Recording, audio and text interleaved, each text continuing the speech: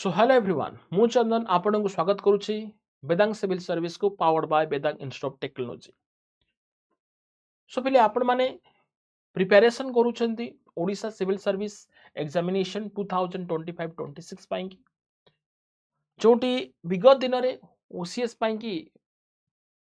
आपण मानक सहित व्हाइट रे मध्य सहित आपणकर एप्लिकेशन मध्य क्लास करा जाउची वेदांग क्लासेस द्वारा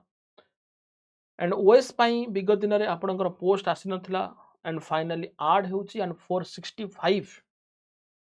जोटी पोस्ट मध्य आसुची जोटा कि आपण कहि परिबे गत वर्ष तुलना रे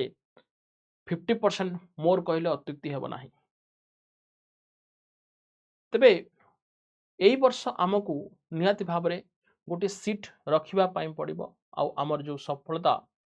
जो स्वप्न रहिछि ताकु साकार करिबा पाई पड़िबो। तबे जदि किछिट जिनिस को आमे लक्ष्य करिबा सेई पॉइंट उपरे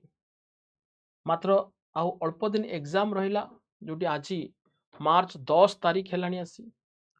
आउ केईटा दिन जून 7 मझिरे दुईटा मास एप्रिल एंड मई पाखापाखि आपणक पाई 60-80 डेज रु 90 डेज भली समय रही।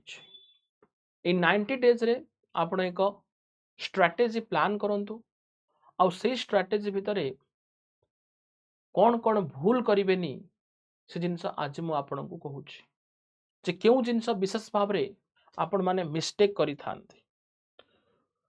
एबे आपण मानक पाई की फर्स्ट कहि रखिबी कि जो प्रीवियस ईयर क्वेश्चन रही फर्स्ट पॉइंट देवी आपण को कि जो प्रीवियस ईयर क्वेश्चन रही कहार ना both UPSC and OPSC pre previous year question जो प्री एग्जाम पाई रही ताकू बेस्ट करी प्रैक्टिस करंतु। ये होची आपन पाई फर्स्ट पिन पॉइंट जो थ्रू क्वेश्चन आसीबो तेनु एई भूल करंतुनी। आज जो आमे टॉपिक आपण मानकु दोउची पिला माने भूल करंती कोन पढ़ी चलंती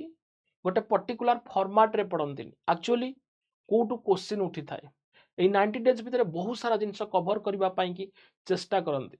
किंतु आपण मानकर किछिटी पॉइंट मन रखिबे जोटी आपणकर कौन जिनस भूल हेबनी सब स्मूथ रे चलिबो आपण भलो आंसर देके आसीबे। फर्स्ट पॉइंट होची जाकी previous year question based practice करंतु आरंभ। सेकंड पॉइंट आपणकर ओडिशा जीके को आपण फोकस रे रखंतु कारण जदि आमे रिसेंट रो क्वेश्चन को देखो प्रीवियस रो प्राय तो pre questions and main questions Odisha ऊपर ही आसुची तेणु पाखापाखि प्री रो 40-45% भली क्वेश्चन ओडिशा जीके रु आसीबार चांसेस रही। तेणु भल भाव रे Odisha history Odisha modern history Odisha geography budget यही सब पार्ट को भल भाव रे फोकस करंतु। एंड थर्ड थिंग होची आपणकर करंट अफेयर इसे करंट अफेयर रही डेप्थ एनालिसिस करंतु इट मीन्स आपण को कहा जाए कि sir the Hindu Times of India ए सब को प्रैक्टिस करबा पई आपण को 6 रे मध्य डीएनए सेशन प्रोवाइड करा जाउची वेदांग क्लासेस रे ओसीएस चैनल रे आपण माने जानि थिबे। तेनु काहे कि को प्रोवाइड करा जाउची न सेति कि डेप्थ एनालिसिस रिक्वायरमेंट रही छी जो डेप्थ एनालिसिस ही आपण को परीक्षा रे हेल्प करिवो। सर तार डेप्थ एनालिसिस पछरे कोन उद्देश्य आपण कहिबा को चाहंती एया कहिबा को चाहे कि आपण जोटा ऊपर ऊपर पढ़ी कि जाउछंती करंट अफेयर रे फॉर वन डे एग्जामिनेशन सेटू क्वेश्चन पकाएनी तो करंट अफेयर ऊपर स्टेटमेंट बेस्ड रखे। यदि आपण कंप्लीट गोटे टॉपिक को कवर करि नथिबे ताले आपण स्टेटमेंट बेस्ड क्वेश्चन को आंसर देई परिबे नाही। वन डे एग्जाम रे कोन सपोज गोटे टॉपिक नउची कि सर गोटे कौन से गोटे टॉपिक धरंतु आपण सब एनवायरनमेंट रे धरंतु वन डे एग्जामिनेशन रे आपणकर कि कोप 31 यह केउंटी हेबा पई जाउची कि 30 केउंटी हेइथिला बस एक मार्क रो क्वेश्चन पर तो बळे सेही करंट अफेयर रे आपन को से क्वेश्चन पकेइबो कोप 31 को नहीं ता भीतर से कोन रखिथिबो ना स्टेटमेंट बेस्ड कोप 31 क्यों एग्रीमेंट सहित एसोसिएट यार थीम कौन रही यार स्टेप कौन निया जाउछि यह केउंटी अरेंज होउछि पर्टिकुलर सिटी को नहीं केते कंट्री जोग दउछन्ती फुल जिनसटी को मन रखिया पय पड़ो कारण स्टेटमेंट बेस्ड करंट अफेयर पचारिबो सेति पय आमे कहू जे पेपर एनालिसिस एनालिसिस रे आमे कंप्लीट जिनस को कवर करि थाउ प्री रो गोटिए मार्क क्वेश्चन पाइबा को हेले आपन को कंप्लीट एनालिसिस रो रिक्वायरमेंट रही थाए तो एक्जाक्टली आपन को सब जिनस कवर करिया पय पड़ो तनो ए भूल करिवेनी ऊपर ऊपर पढ़ी के जिवेनी तनो ए चारोटी तीनोटी जिनस कहले को भूल करिवेनी गोटी होची प्रीवियस ईयर क्वेश्चन बेस्ड पढ़िबे आडू साडू जिनस को सब आडू कवर करिवे आ सिलेबस कंप्लीट करि परिबेनी ये होचे प्रथम मिस्टेक करिवेनी प्रीवियस ईयर क्वेश्चन बेस्ड आपनकर स्ट्रेटजी बनैबे सब जीके कवर करू करू ओडिसा जीके को आपण स्किप कर देथिबे नाही ओडिसा जीके को ही फास्ट पार्ट रखंतु आज का डेट रो एग्जामिनेशन पाएंगे थर्ड थिंग होची करंट अफेयर को डेप्थ एनालिसिस दियंतु टाइम दियंतु आ सब टॉपिक को कवर करंतु ऊपर ऊपर नुहे डेप्थ एनालिसिस रखंतु तीनटा पॉइंट रखिले एंड 4 नंबर पॉइंट रखिबी आपनकर सी सैट पेपर जो सी सैट पेपर रही छी don't ignore do not ignore आ जहा को इग्नोर करबा जोगु बहुत पिला पेपर 1 रे भलो करिवे सत्वे गत एग्जाम रे क्वालिफाई करि पारिले नाही तेनु सी सैट पेपर उपरे इंग्लिश रीजनिंग एंड मैथमेटिक्स जेति की रही छी जेति की पारिबे सेति की प्रति ध्यान निश्चिंत भाव देबे 33% आपन को आनिबा पई पड़िबो मार्क तेनु क्वालिफाई तो सेत बळे हेबे सी सैट पेपर जदि भी आपन 33% रखुचंती तेनु आपण मानक पई सी सैट पेपर मध्य बहुत इंपोर्टेंट तेनु इग्नोर करि देबे जदि हो तो आपन फसी जाई पारंती जीएस रे एते भलो करिथिले मध्य क्वालिफाई करि परिबे नाही आ आपण माने जानि छंती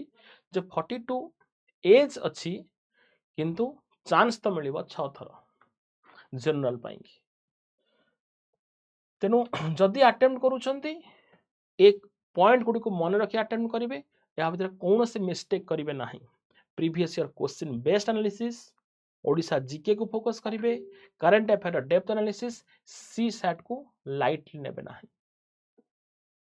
ई चारोटी भूल केबे भी करिवे नाही एबे आसीबी पंचम भूल 5 नंबर रही छी आज भी जो टॉपिक कवर करूछंती तार notes making point to point करिवा प्रैक्टिस रखंतु पॉइंट टू पॉइंट ये पॉइंट सर कौन ना आज आपण प्री पाई के पढुचंती बोली एमती नहीं कि प्री पाई के पढुचंती आ प्री पाई प्रैक्टिस करि जिवे नो जदि प्री पाई भी पढुचंती आपण प्री सहित जो नोट्स बनेबा प्रोसीजर आपण कंटिन्यू करिवे से नोट्स बनेबा कंटिन्यूटी भितरे आपण माने किसी मेंस रो पार्ट को कवर कर जिवे आपण माने जानि छंती जो हिस्ट्री ज्योग्राफी पॉलिटी ये सब टॉपिक कवर करूछंती या मेंस पॉइंट ऑफ व्यू मध्ये आपण को रिक्वायर्ड रही छै तेनु एट ए टाइम आपण नोट्स करंतु एवं पॉइंट टू पॉइंट नोट करबा स्टार्ट करंतु आउ ताको प्रैक्टिस करंतु कारण आपण माने जानि छंती प्रैक्टिस जति की लेखिबा द्वारा हेबो जति की मन रहइबो ता आउ केउटी पॉसिबल हेबो नै तेनु ए पांचटी पॉइंट को मिस्टेक करंतुनी एई 5टी पॉइंट सहित आपण प्री पाई प्रैक्टिस करंतु बहुत ही हेल्पफुल हेबो निश्चित भाव आ व्हाइट रो जो सेशन रही से वेदांत क्लासेस रो ताको आपण जॉइन करंतु and that to continuously class मध्य करंतु जदि मु कहे कि ये रहउची आपनकर सिलेबस सिलेबस जेमती देइची ए सिलेबस को फॉलो करंतु देखंतु history of Odisha and Odisha nationalism जहाँ मु आपनको कहली तेनु प्रायतः सबु गुड़िक आपण जो सिलेबस देइची से सिलेबस आधार रे आपणकर जो करंट अफेयर को नहीं करंट अफेयर को रिलेट करी आपणकर एक स्ट्रेटजी बनांतु प्लान बनांतु आउ जो 5टी मिस्टेक कहली से 5टी मिस्टेक बिल्कुल भी करंतु नहीं निश्चित भावे 100% आपण